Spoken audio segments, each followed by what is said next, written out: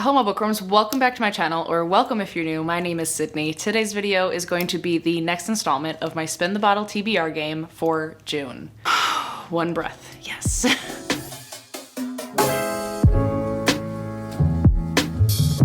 So hey, what's up? How are you? I hope you're doing well. Thank you so much for being here and hanging out with me for a little bit. June? The year is almost half over, and what do we have to show for it? My reading year has actually gone pretty well so far. My reading month last month was actually really good. So let's just get right on into chatting about it. The first thing we do at the beginning of every single Spin the Bottle TBR is go over last month's prompts and see if I completed all of them. Because if I do, I get a reward out of my reward mug. The first prompt was a mood read, which I actually swapped out. I've got something else and then swapped out a mood read reward prompt. So where's the books? Why are they over there? Absolutely silly. The mood read that I chose was The Verifiers by Jane Peck, completed and read. The second prompt was a tarot, which the card I got was Temperance, and I read Severance by Ling Ma. The third spin, I got another tarot space, which the card was The Hermit, and for this one I chose Imposter Syndrome by Kathy Wang. The fourth spin, I landed on a prompt where I got a dice roll and I had to read a book that started with that number that I landed on. I landed on number 3, so I read a book that had 300 and something pages, and that book, friends, was If We Were Villains by M.L. Rio. I'm so excited for this month's wrap up. I'm really looking forward to it. The final spin was a mood read prompt, spin, and you could count so many books for this one because I read quite a few extras, either Happy Place by Emily Henry or Yours Truly by Abby Jimenez. Both of those were read, so take your pick. Yeah, I've had a really solid reading month, if I do say so. So let's just go on and pick a reward out of my reward jar, see what we got. Oh, there's like 7 that fell out. I'll do this one. It is double up on prompts. So this is a reward that if I land on a couple prompts that could fit the same book, could fit the same bill, then I can do that. Just to cut down on the required books for this month's Spin the Bottle TBR, so I have more room to mood read, which is always phenomenal. I also have 2 reward prompts saved up from the previous months because I do that. This is my game. I make the rules. The 2 previous rewards are Treat Your Shelf, meaning that I can purchase a book. I don't even know why this is really a thing because like I buy books all the time.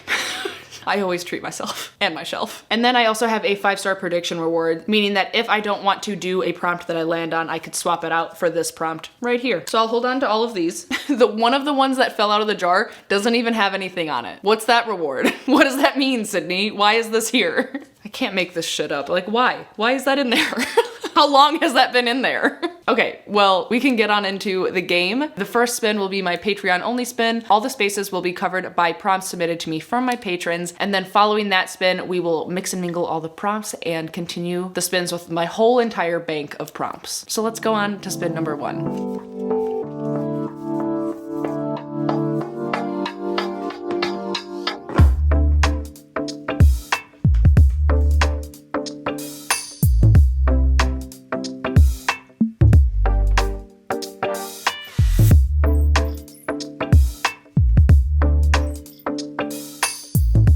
Okay, the very first spin is a really fun one. It is use a Rorschach?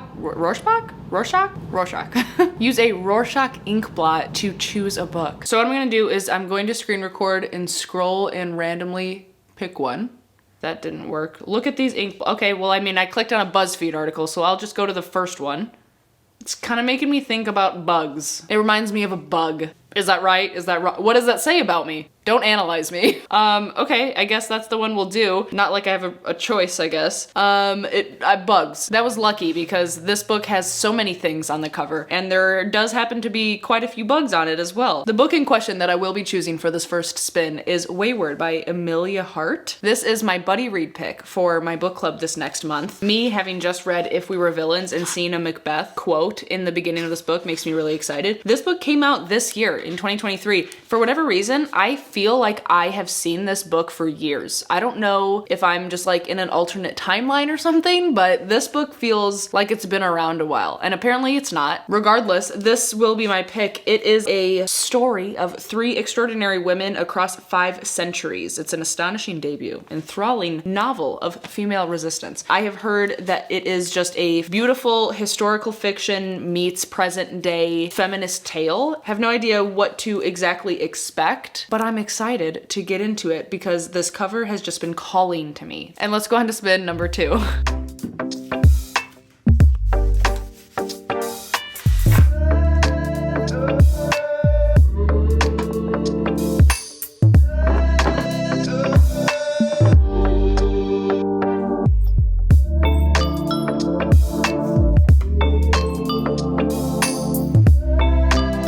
Spin number 2, we got a classic prompt. It is TBR veteran. So I don't have like a time period that I consider veteran books on my TBR. I just imagine it being like, oh, I've had that book for a while. You know what I'm saying?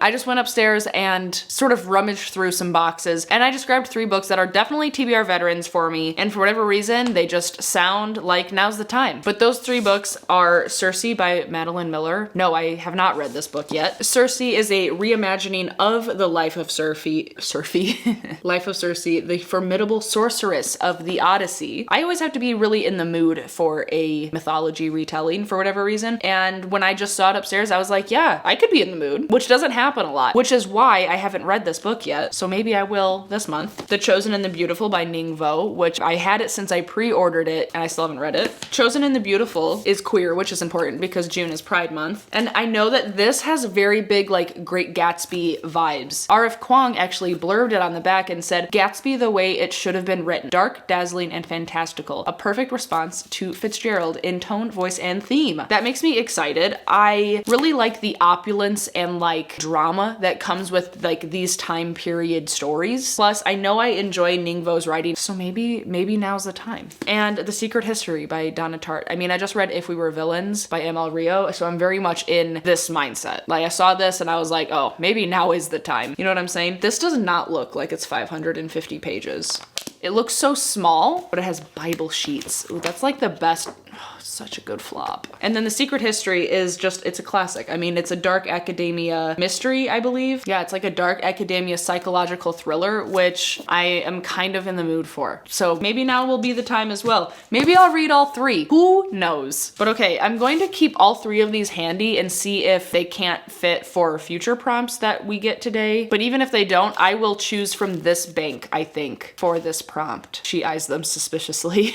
In the meantime, we can go on to spin number 3.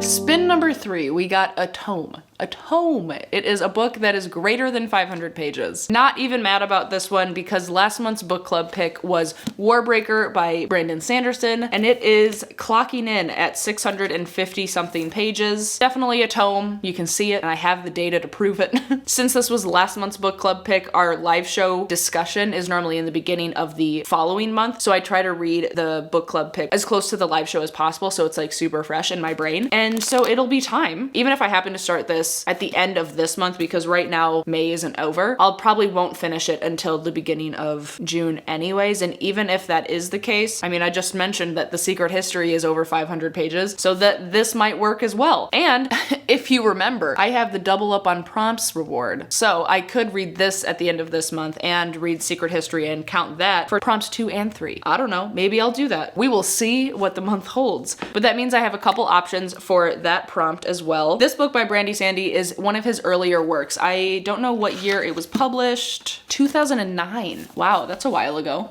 But this one in particular is about 2 sisters who happen to be princesses. The god king one of them has to marry, a lesser god and an immortal trying to undo the mistakes he made hundreds of years ago. There's a world in which those who die in glory return as gods. A world transformed by biochromatic magic, a power based on essence known as breath, which can only be collected 1 unit at a time from individual people. But it's worth it. By using breath and drawing upon the color in everyday objects, all manner of miracles and mischief can be performed. Oh. Have I never read the synopsis? Even when I suggested it as our book club pick, which it won? I feel like I've never actually read that synopsis and had it make sense to me until now. Does that ever happen to anyone else? The fuck? Okay, but this very well could be the choice for this tome prompt of greater than 500 pages. So let's go on to spin number 4.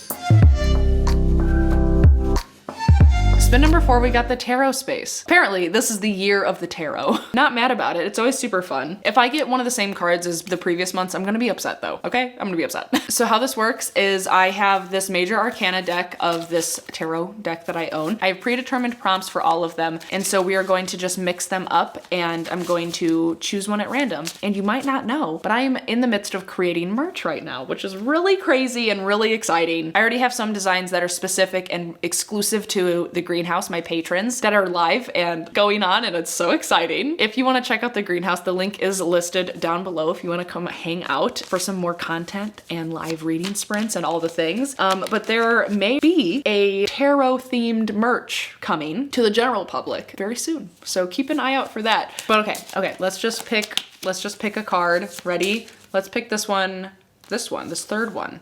I don't know. Ooh, we got Changing, which is card number 13. I don't think we've ever gotten this card before. It is basically depicting like the changing of a season, you know, like life, death, rebirth sort of thing. It's kind of fitting because June is technically the start of summer. The prompt is read a seasonal read. I should read a book that is either set in the summer or a book that I feel like is a summer read, which is a video that I plan on doing, recommending books to you that feel like summer to me. Okay. I have no idea what I'm gonna pick for this. Even though I have the video idea, it doesn't mean that I have it planned out, okay? Okay, that kind of took me a while to find a book that I wanted to read for this prompt. But this one feels right. This is also kind of a TBR veteran, honestly, because I've had it since it came out. Oh, it's only been a year. Whatever. Always been in love with this cover. I don't know if it takes place in summer. I read the synopsis. It doesn't say, but the vibes are summer. And in June, I'm actually going on a vacation to a really fun little spot in Michigan with a group of our friends. So what I was thinking was, what book makes me think about reading it during the summer on a lake house? You know, immediately the genre that comes to mind is romance. So I went ahead and chose Delilah Green Doesn't Care by Ashley Herring Blake. I have not read from this author yet. I feel like it's a crime and I'm ready to be released from it. Again, don't know if it's set in summer, but it's giving me some summer vibes. It says it's a clever and steamy queer romantic comedy about taking chances and accepting love. Our two main characters are Delilah and Claire, and Delilah's estranged stepsister Astrid is getting married and hires Delilah to photographer. Oh my goodness. Hires Delilah to photograph it. Within all the wedding preparations, she is forced to work in close proximity with Claire, who has been raising her 11-year-old daughter mostly on her own while dealing with her unreliable ex and running a bookstore. Now, the two of them kind of know each other, but they don't actually know each other. And ultimately, Claire is unsettled when Delilah figures out exactly what buttons to push. They join together in a plot to save Astrid from her horrible fiance. And Claire isn't sure she has the strength to resist Delilah's charms. Even worse, she's starting to think she doesn't want to. I love it. I've been told from many people that they think that I would love this book, and I just have not read it. So let's just read it. Let's fix that. And let's go on to spin number 5.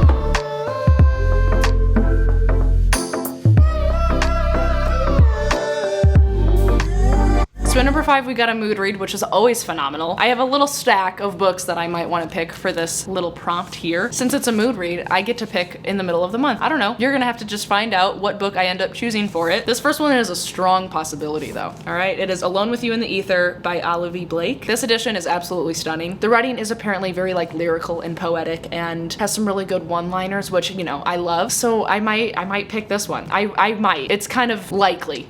But maybe I'll also choose The Chosen and the Beautiful by Ning Vo, or The Friend Zone by Abby Jimenez. I know I'm next in line for the audiobook on Libby for this one, so maybe I'll read that one. Or maybe I'll pick up Taylor Adams' new book, The Last Word. Or, I don't know, maybe I'll pick up Little Eve by Catriona Ward because I love all of her books so much. I don't know. Alone with You in the Ether right now in this moment feels like what I might pick. I'm gonna maybe tentatively choose that one, but I have a bank of books to choose from, you know what I'm saying? And that is the end of the game, but otherwise, other books that I might want to get to this month, we are still concluding and some of us are still beginning, like me, the read along for the series of the Broken Earth trilogy by N.K. Jemisin. So those are 3 books that I also could choose from this month. This month's book club pick is Fourth Wing by Rebecca Yarros. So if you want to maybe read it with a really fun, cool group of bookworms, you could check out the greenhouse down below. And I might also try to get to Jawbone by Monica Ojeda for a specific video that, I don't know, you'll have to wait and find out.